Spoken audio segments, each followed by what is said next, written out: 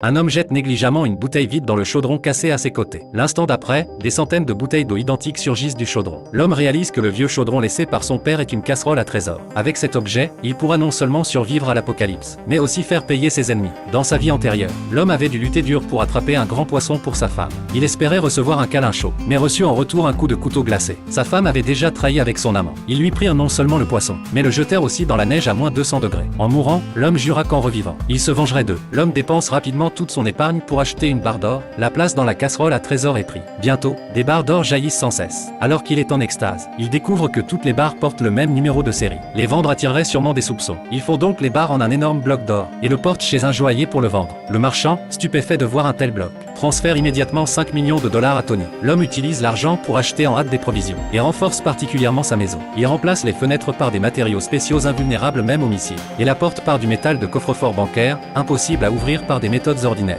Le lendemain, l'apocalypse arrive, le ciel serein se remplit soudain d'un froid glacial. Alors que l'homme déjeune tranquillement du hot-pot en chantant, l'amant de sa femme arrive avec une foule devant sa maison. La femme tente de le persuader d'ouvrir en jouant de sa charmante, mais l'homme préfère renverser le hot-pot plutôt que de la partager. L'amant, furieux, frappe la vitre avec une masse, mais elle ne bronche pas. Voyant que les fenêtres résistent, il prend une scie électrique pour tenter d'ouvrir la porte. Mais après des heures de travail, il n'y laisse même pas de traces. La foule menace l'homme avant de s'en aller, disant qu'il allait payer. Mais le vrai drame n'a que commencé.